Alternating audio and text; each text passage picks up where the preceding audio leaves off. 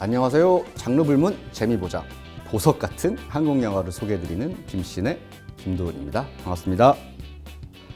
지난번 김신에서 일본 독립영화의 영향을 깊이 받은 한국 독립영화, 특히 조성규 감독의 영화 3편을 소개해드린 적이 있습니다. 오늘 역시 다양한 소재와 표현 방식으로 여운을 남기는 이런 한국의 저예산 독립 장편 영화를 소개해드릴까 합니다. 오늘은 4편을 준비했습니다. 낯술, 영도, 청아, 그리고 필름시대 사랑입니다.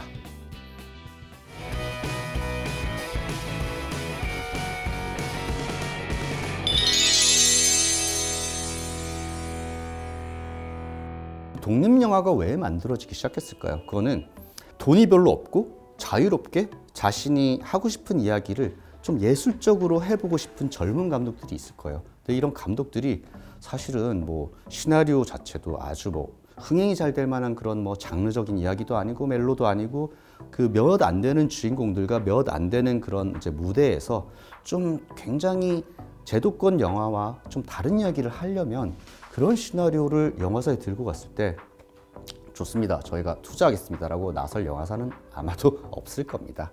그렇기 때문에 90년대 즈음부터 일군의 젊은 감독들이 자 그렇다면 헐리우드도 인디펜던트 영화의 어떤 시장과 그런 역사가 꽤 오래되거든요. 그러니까 한국 감독들도 자 그렇다면 우리도 그럼 굳이 제도권 나이 많은 영화사 사장들이 그래 시나리오 오케이 스타도 쓰고 이런 식의 어떤 그 되게 제도권의 어떤 관리를 거치지 않고 그리고 그들의 도움 받지 않고 우리가 하고 싶은 영화, 우리가 하고 싶은 이야기를 아주 그냥 독립적으로 한번 만들어보자라는 운동이 이제 벌어지기 시작을 했습니다. 재미있게도 그런데 한국 최초의 독립영화라고 할 수 있는 영화는 파업전야라는 영화입니다. 이 파업전야라는 영화는요, 사실 이제 80년대 한국은 그 독재 정권 하에 있었습니다. 그렇기 때문에 운동권이라고 하는 그런 이제 젊은 대학생들이 사회 운동을 그리고 정치를 변혁하자는 운동을 주창해서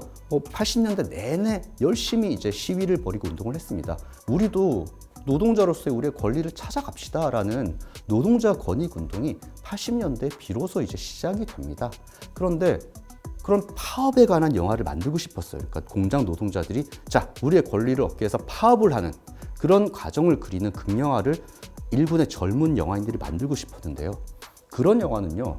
사실 80년대 후반까지만 해도 90년대 중반까지만 해도 한국은 정치적인 검열이 굉장히 심한 시장이었습니다. 그러니까 그런 영화를 제도권에 가서 투자를 받아서 만드는 건 불가능했어요. 그러다 보니까 그 일군의 젊은 영화인들 그리고 특히 대학생으로 구성된 그런 사람들이 자 그렇다면 우리 카메라도 있으니까 이제 구해졌으니까 우리끼리 배우도 하고 우리끼리 내러티브도 짜고 우리끼리 몰래 찍어서 이걸 한번 상영을 해봅시다. 그렇게 해서 만들어진 영화 파업전야입니다. 그래서 그 파업전야라는 영화는 제가 또 이제 90년대 초반에 이제 대학에 입학했는데요.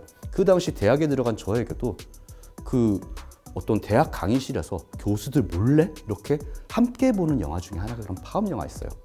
그러니까 어떻게 보면 한국 독립 장편 영화의 역사는 정권의 검열과 정권의 정치적인 억압 그리고 경제적인 자본의 억압에서 자유롭게 우리가 하고 싶은 정치적인 이야기를 한번 해보자라는 그런 일군의 젊은이들로부터 탄생한 게 바로 한국 독립 장편 영화입니다. 그리고 사실 90년대 이후에는 이제 더 이상은 그렇게 사실은 이제 정부의 탄압을 받으면서 정치적인 영화를 만들 이유는 또 없어졌어요. 왜냐하면 한국 사회가 문민정부로 되고 문화도 개방되고 이제 사회 자체가 민주주의 발전이 굉장히 이제 빠르게 진행이 되면서 대신 이런 어떤 궁금증은 생겨납니다. 많은 이제 감독 지망생들이 이제 대학교 영화과에서 영화를 배우기 시작해요. 그런데 나와서 다들 정말 상업적인 시나리오를 가지고 가서 영화사에 투자를 받아서 영화를 만들다 보니까 이거는 우리 마음대로 내가 표현하고 싶은 어떤 주제와 소재를 자유롭게 표현할 수 있는 길이 없다라는 어떤 한계에 부딪히기 시작합니다. 그렇게 되면서 많은 젊은 영화인들이 나름의 방식으로 제작 시스템을 갖춰서 나름의 방식으로 투자, 어떻게 보면 기부를 많이 받는 그런 형식도 있었고요. 그런 방식으로 우리 그러면 아주 저렴하게 독립적으로 영화를 만들어 보자라는 움직임이 생기기 시작합니다. 그러면서 한국 독립 장편 영화의 예술적인 역사가 바야흐로 마침내 시작이 된 거였죠.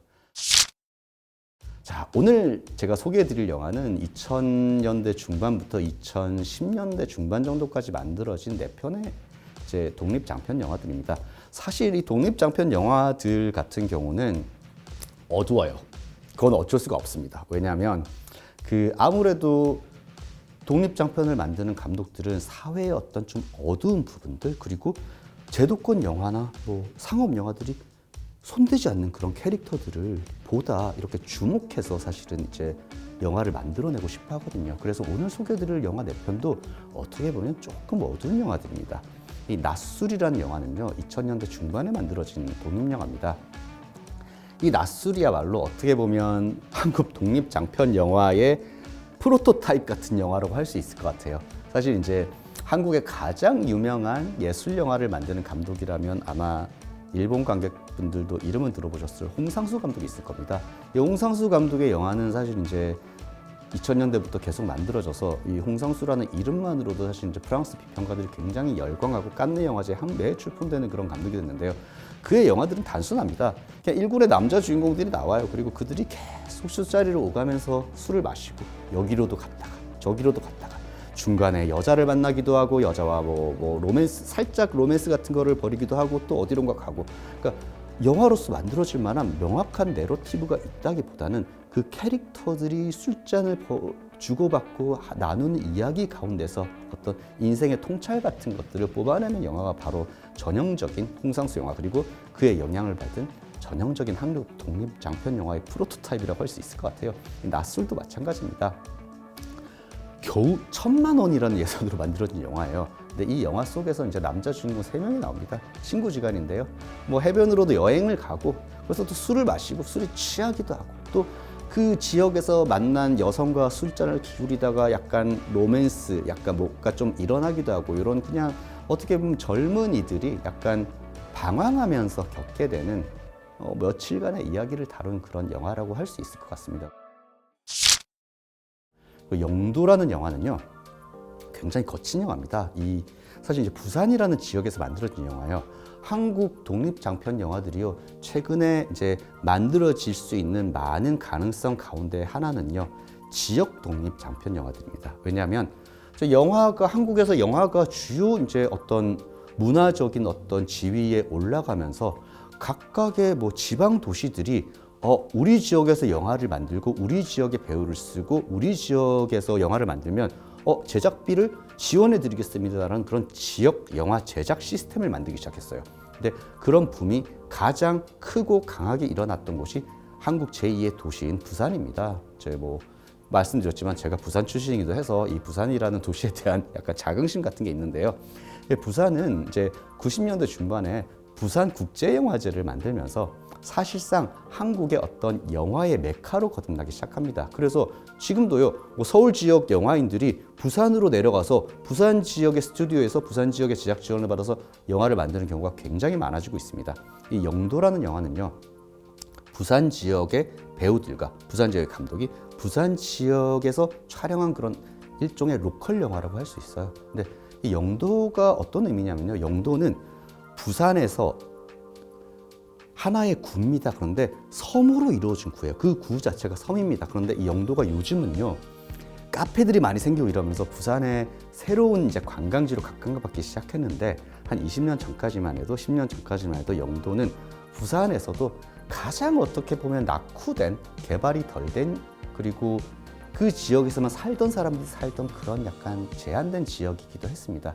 근데 이 영도를 배경으로 이 영도라는 영화는 굉장히 어두운 이야기를 그려냅니다. 이 주인공이 연쇄살인마, 정말로 한국을 뒤흔든 연쇄살인마의 아들로 나옵니다. 그래서 언제나 사람들은 그를 연쇄살인마의 아들이기 때문에 무서워하고 자신들의 커뮤니티에 포함시켜주지 않습니다. 그래서 이 주인공은 어쩔 수 없이 자신의 아버지의 죄 때문에 고통받으면서 범죄에 빠져드는 그런 아주 약간 비극적이고 슬픈 이야기를 다룬 영화라고 볼 수 있는데요.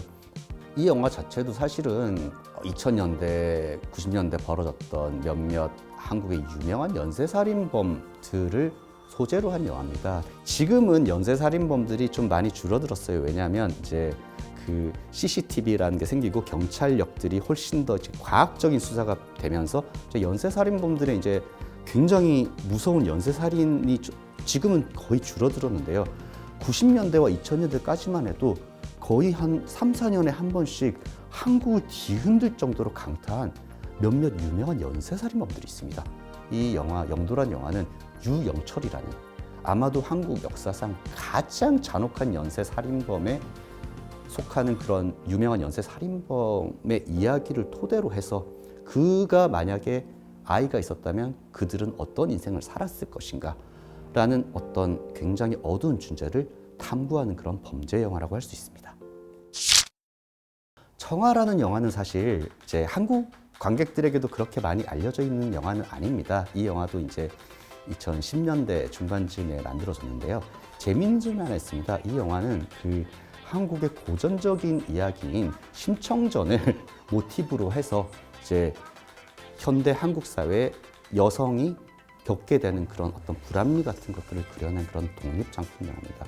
이 심청전이 어떤 이야기냐면요. 이게 굉장히 유명한 한국인이라면 모두가 알고 있을 이런 유명한 이제 전통 설화입니다.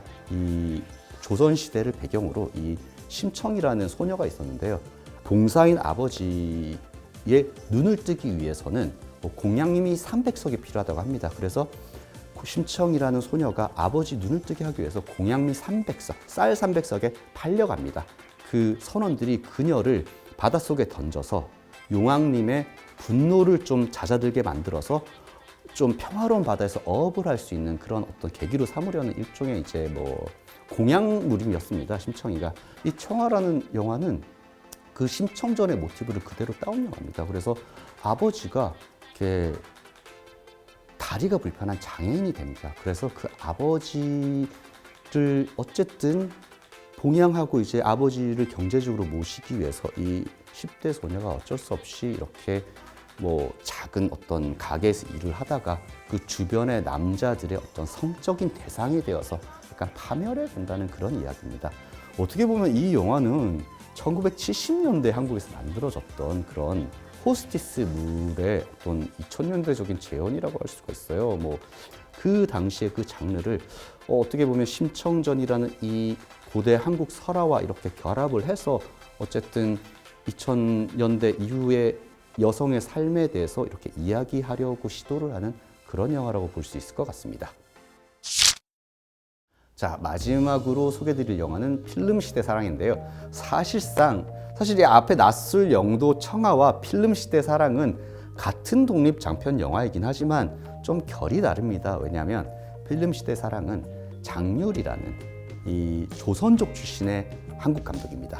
조선족 출신으로서 그 중국에서 영화를 만들다가 한국에 넘어와서 영화를 만들기 시작했어요. 이 장률 감독 같은 경우는 이미 한국 영화계에서 상당히 존경받는 예술영화 감독으로서 이미 이름을 알리고 있는 감독입니다. 그래서 아마 장률이라는 이름으로 찾아보시면 지난 10년간 그가 만든 경주라든지 이런 굉장히 어떻게 보면 독창적인 방식으로 저예산이지만 한국 사회의 문제점을 풀어나가는 외부인의 어떤 눈에서 풀어나가는 그런 영화들을 보실 수 있을 겁니다. 근데 이 필름시대 사랑은요. 독립장편 영화인데 보시면 깜짝 놀랄 거예요. 박해일이나 한예리 같은 그리고 문소리 같은 굉장히 이미 유명한 한국 배우들이 출연을 합니다. 그 이유는 장률 감독이라는 이 예술가의 영화에 거의 보수 없이 출연해서 그와 함께 영화를 만들고 싶은 굉장히 재능이 있는 한국의 주요 배우들이 참석했다는 그런 의의가 있는 영화라고 할 수 있을 것 같습니다. 우리가 2000년대까지만 해도 사실은 필름이라는 매체로 영화를 찍었습니다. 필름이라는 매체는 사실 비싸기도 했고 사실 막 편집을 해야 되기 때문에 컷을 나누는 방식도 지금과 많이 달랐어요. 그런데 2010년대 가면서 전 세계 영화계가 사실은 필름에서 디지털로 옮겨가게 됩니다. 그래서 사실 요즘은 필름으로 영화를 찍는 감독은 거의 없다고 해도 과언이 아닐 겁니다. 왜냐하면 이 프로그램도 지금 디지털로 찍고 있는데요. 디지털로 찍는 것이 훨씬 더 필름보다 경제적일 뿐만 아니라 편집하기도 훨씬 용이하고 그리고 요즘 디지털 카메라는 예전 필름 시대 카메라들처럼 그 영화적으로 표현해낼 수 있는 미학적인 어떤 스펙트럼도 훨씬 넓어졌기 때문에 더는 이제 우리가 필름을 고수할 필요가 없죠. 근데 저도 사실 이제 나이가 이제 40대 중반이기 때문에 머릿속으로 이제 영화를 딱 떠올리면 사실 디지털로 만든 영화보다는 저는 필름으로 만들어진 그 오래전에 제가 10대, 20대 때 봤던 영화들이 훨씬 더 이렇게 잔상에 많이 남거든요. 왜냐하면 우리가 생각하는 필름 영화의 특징이라는 게 있습니다. 디지털로 만든 영화들은 마치 그냥 드라마를 큰 화면에 옮긴 것처럼 굉장히 쨍한 화면이지만 우리가 어릴 때 봤던 뭐 벤허라든지 뭐 로마의 휴일이라든지 혹은 한국 영화, 일본 영화도 마찬가지입니다만 90년대까지 만들었던 영화들은 뭔가 이렇게 필름의 어떤 빛 반사도 조금 있고 이 그레인이라고 하죠. 이런 것들도 필름에 박혀 있는 그런 약간 디지털 영화보다는 약간 조금 탁한 듯 하지만 뭔가 약간 고전적인 그런 분위기를 만들어내는 그런 특징이 필름 영화에 있었죠. 그래서 역시 영화는 필름이야라고 말하는 사람이 지금도 많습니다. 그래서 이 장률 감독의 필름 시대 사랑도 바로 필름으로 영화를 만들던 시절에 바치는 어떤 사랑 같은 영화라고 볼 수 있을 것 같습니다. 그래서 이 영화는 4부로 나눠져 있는데요. 어떤 부분은 필름으로 찍고 어떤 부분은 디지털로 찍고 어떤 부분은 또 무성 영화로 찍고 어떤 부분은 유성 영화로 찍고요. 또 어떤 부분은 컬러로 찍고 어떤 부분은 흑백으로 찍습니다. 그런 영화적인 매체가 달라질 때 우리가 보는 영화가 우리에게 어떤 기분을 주는가를 실험하는 그런 장률 감독의 시도라고 할 수 있을 것 같습니다. 그러니까는 필름 시대 사랑은 영화라는 매체 자체를 정말 좋아하시는 분들이 보기에 최적화된 그런 독립 장편 영화라고 할 수 있을 것 같습니다. 이 한국 독립 장편 영화가 일본에서 소개되는 일이 거의 없거든요. 그래서 오늘 제가 소개해드린 4편의 영화를 보시면 한국에는 정말 제대로 만들어진 장르 영화로 굴러가는 그런 상업 영화도 있지만 정말 초저예산으로 자신의 예술적인 어떤 비전을 실현하고 싶어하는 많은 젊은 감독들이 있구나. 독립장편 영화라는 것이 여전히 만들어지고 있구나 라는 것을 이렇게 이해하시면서 보면 굉장히 즐거운 감상이 되실 것 같습니다. 자, 다음 시간에도 매력적인 한국 영화들로 다시 돌아오겠습니다. 감사합니다.